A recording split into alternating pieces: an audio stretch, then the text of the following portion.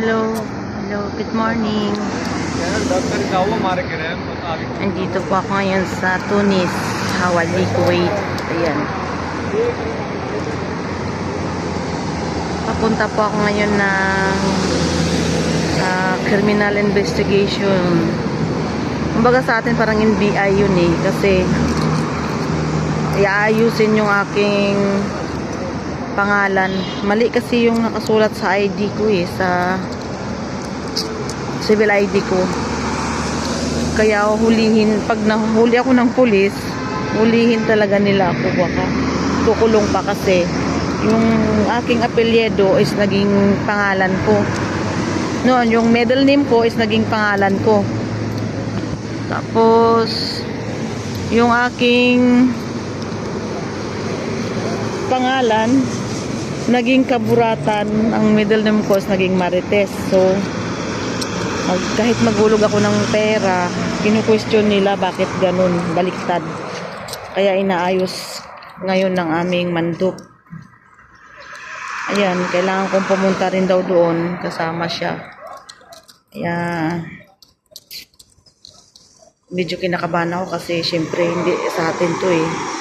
Hindi ko alam. Kabado ako. So, pray lang na maayos. Ayan. Ayan, nandito na ako ngayon sa bus. Mag-bus lang ako papunta ng Farwania. Then, saka na kukuha ng taxi doon kasi para makakatipid.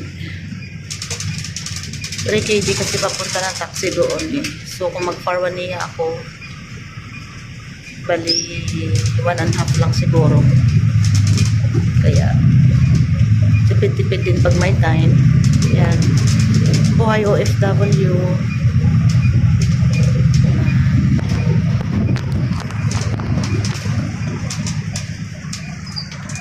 Palabas na ako ng Hawali.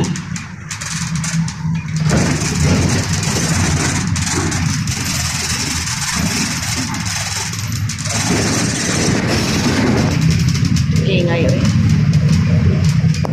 Diyan sa kabila is Jabria. Ayan, dito sa kabila Hawali. Ito yata 6 rin na tawag nila.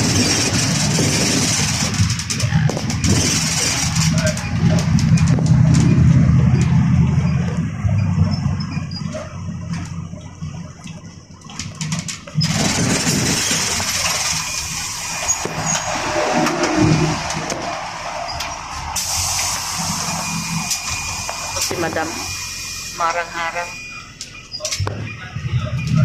Ganyan yung mga babae dito kasi is sa mga Arab country is ladies first. Hindi katulad sa atin na, diba? Yan. Kaya mga babae dito, mga Arabo halos siga-siga. Pagdating sa mga ganyang way sa daan, ako lagi yung driver namin overtake yung mga babae ng mga driver. Kaya ganun talaga. Yan. Ingay. Grabe ingay.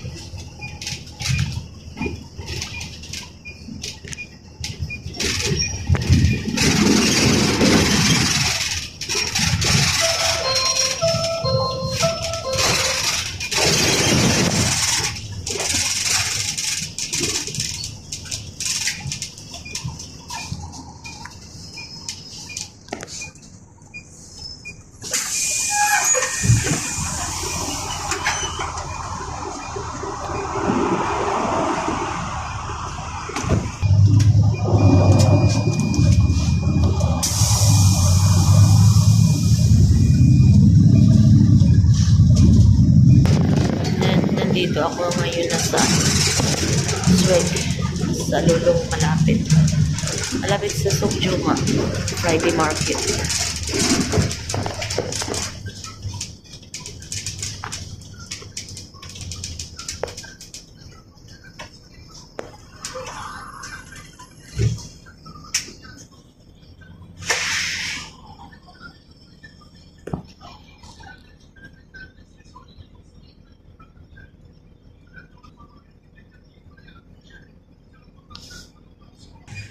Nandito po yung Haraj Sukjuma. Doon papasok sa loob.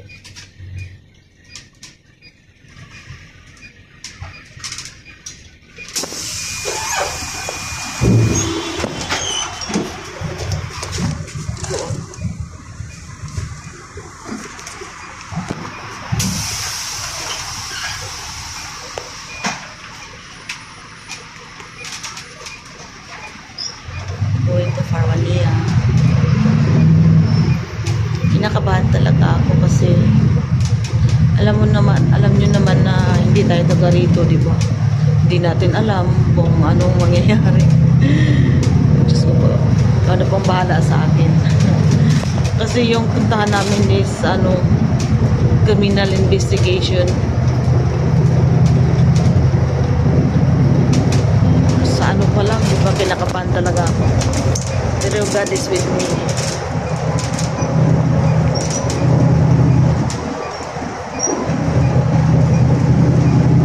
Laban lang. Hindi pa tapos ang mission mo dito sa Kuwait. Kaya yan. Sobrang traffic dun sa kabila, oh.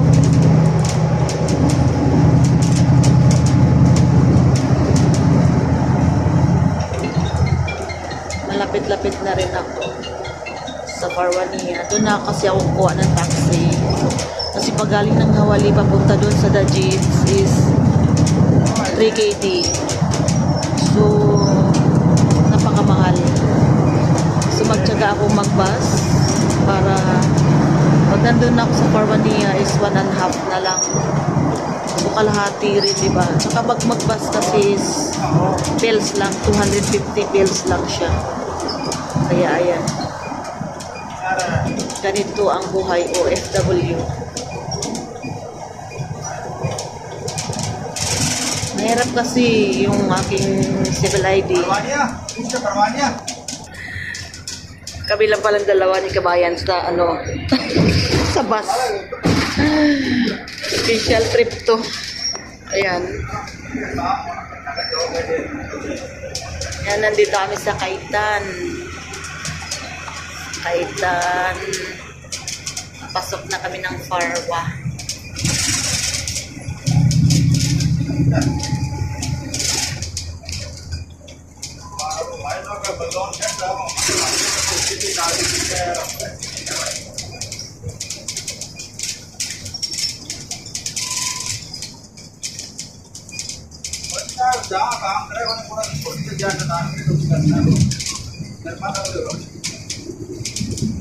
Bababa na ako dyan sa unahan pagliko.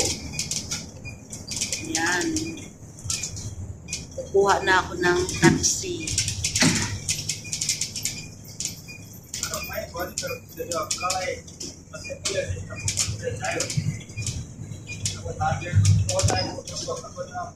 Ito na yung Farwania.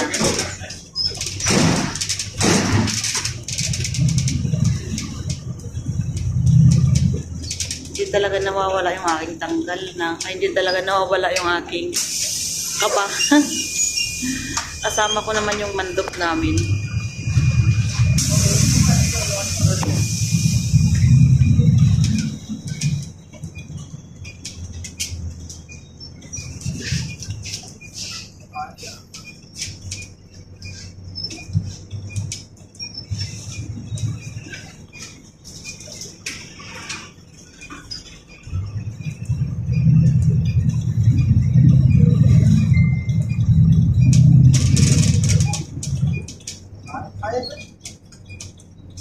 Ayan, nandito na ako sa Farwania.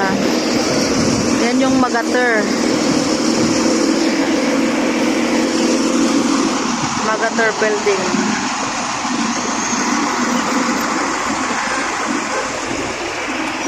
Yan, nandito na ako ngayon. Kumuha na ako ng taxi. 1.5 lang. So, nakakatipid lang 1. Heavy Manor Street for 800 meters.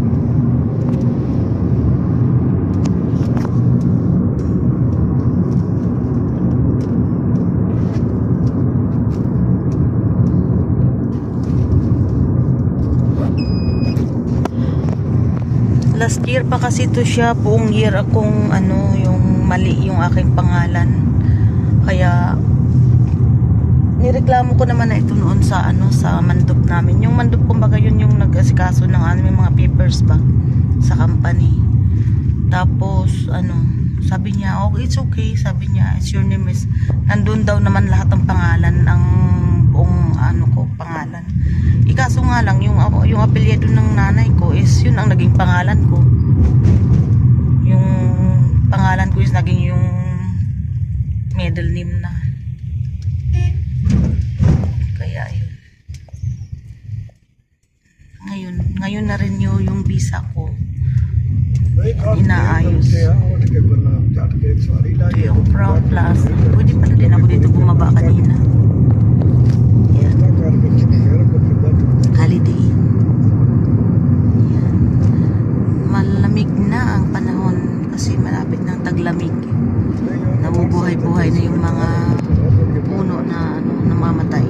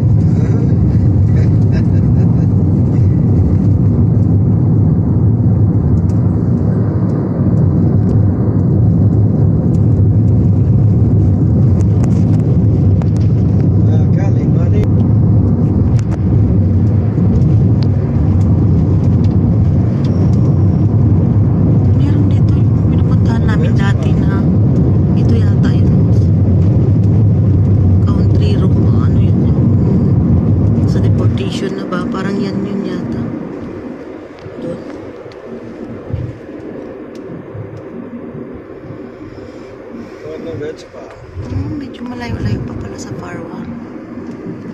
Doon yung Farwa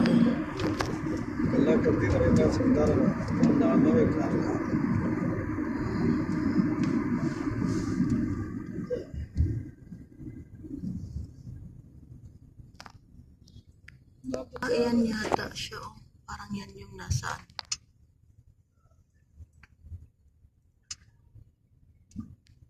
Ito nga yata yun.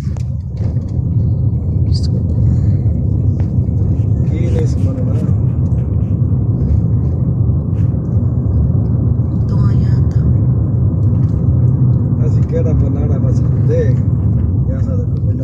Ito na nga yun. Ayun, Ministry of Administrator. This is Yeah. Yeah, this one. That is the, this Spanish building, Yeah, this one Department of Criminal Evidence. but the door is there, entrance is there. Ah, this is the back here. This one entrance, This one here. this also one. So, I just drop here. Nandito na ka. There is, Yes, nandito ako. Antayin ko siya. Antayin ko yung mandop namin. Egyptian yata yun eh. So, malapit lang din pala. Umikot lang. Dami yun. Siya ni kababayan. Kabayan. Isang company yata yan sila.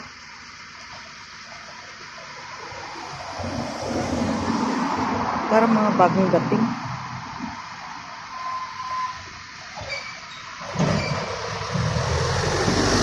Oh, nakaline sila oh. Parang mga bagong dating ba. Mga Nepal pala yan, mga Nepal. Dami nila. Buti na lang hindi na ganong mainit.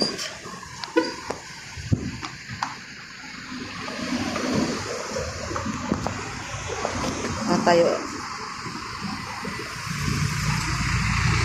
mga lumang building na yung mga nandito. Aeroplano. Bye! I'm going Philippines na. Yay na po ako.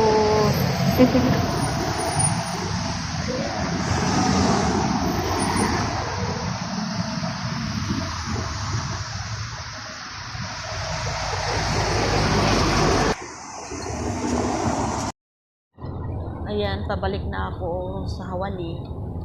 Tapos na ako doon. Bali, kinuhaan ako ng fingerprint at saka picture na bago. Tsaka inayos yung pangalan ko. Bali, binago nila kasi yun nga mali. So, bawal ang video doon. Sobrang stricto. Tapos, ano sila, yung magsisigaw-sigaw pa. Ang daming mga ano ngayon, mga Nepali. At saka Bhutani. Ang ba, India, yan. Mag-isa lang akong Pilipina na nandoon. Halos ibang lahi na nandoon. Wala na talagang Pilipina. Tapos, ano, yung nag-assist sa akin is, kilala si Manny Pacquiao ba naman? Sabi sa akin is, Pilipini, do you know Manny Pacquiao? Ay, naku, si Manny Pacquiao talagang kilala niya.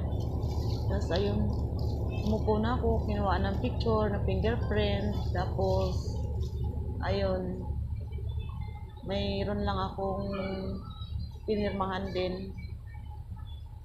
Tapos, ayun, baguhin yata yung civil ID ko kasi yung civil ID ko is 34 years old pa lang ako doon. Nga ako nung nag-upload ako ng Kuwait civil ID. Hindi talaga siya nag-agree.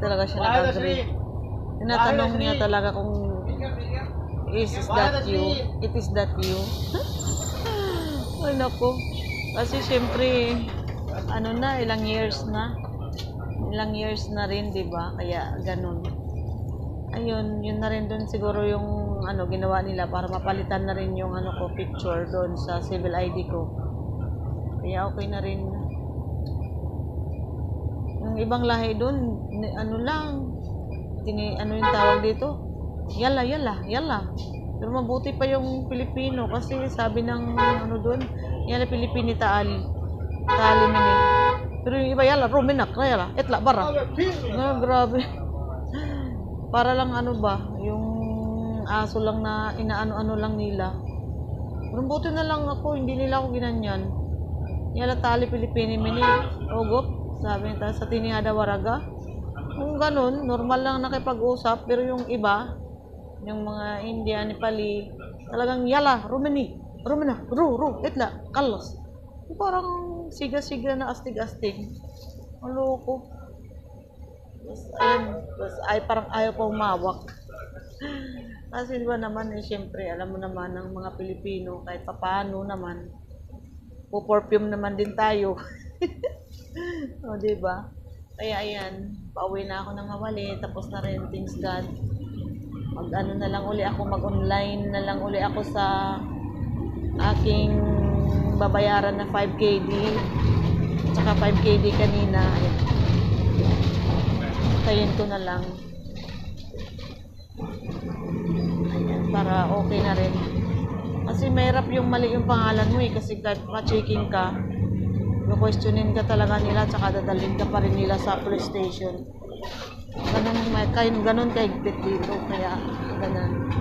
Okay na rin yung naayos na kasi ka-renew pa lang ng aking visa. Thanks God. Yan, bye-bye na. Uwi muna ako sa bahay. Magbibihis ako at saka papasok na naman ako. Yan, bye-bye mga lalabs. Love you all.